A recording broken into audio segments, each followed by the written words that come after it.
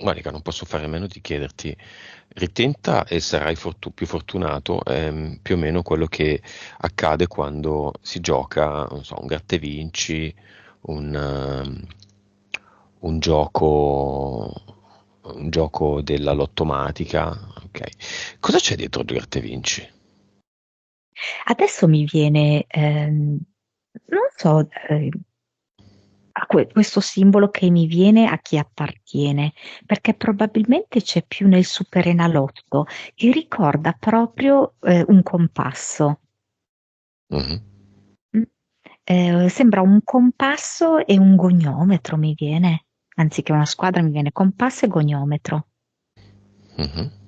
Mi fa vedere appunto quel tipo di massoneria e quel tipo di energie oscure, ehm, che vogliono creare, mi fa vedere questo moto tipo parabola. mm? Quindi le vibrazioni del giocatore salgono tanto nel momento in cui c'è la fase ehm, e del gioco e dell'attesa che escano, diciamo, i risultati. E poi dopo, quando eh, non si realizza la vincita, come una parabola, poi discendente, Mhm. cadono giù al precipizio, no? Come una E, montagna dolce, no? La salita piena di speranza, la discesa piena di delusione. esatto. E lì, sotto, a valle, vedo diverse entità che si sfregano le mani e hanno la bocca aperta e la lingua protesa fuori.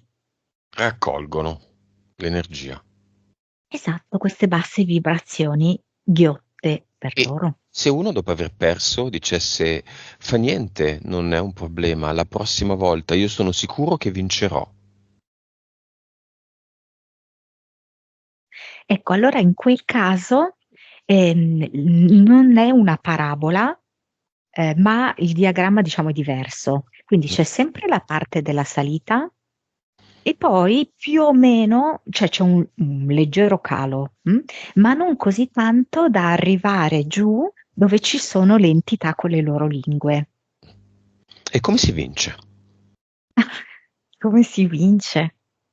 Allora, c'è dietro la massoneria, bisogna essere massoni? Immagino di no, perché molti sempliciotti vincono, diciamo, no? E massoni non sono. Così?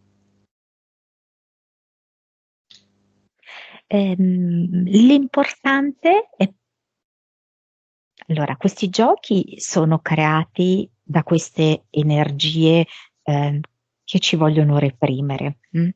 L'importante per loro è che vinca un qualcuno che poi comunque rimane nella rete del ragno Mm, e sia comunque poi un insetto che va a nutrire il ragno.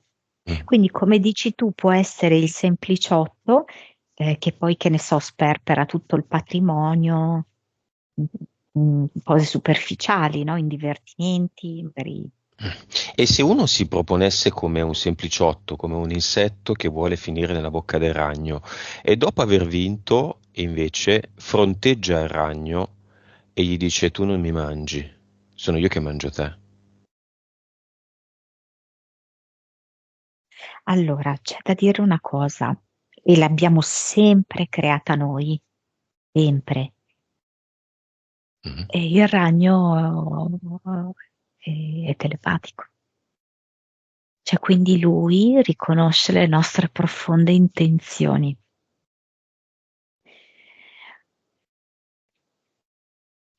Non è che non ci sia la possibilità di vincere, però non so come dirti, è difficile ingannarlo, perché lui legge profondamente nelle nostre menti e nel nostro animo.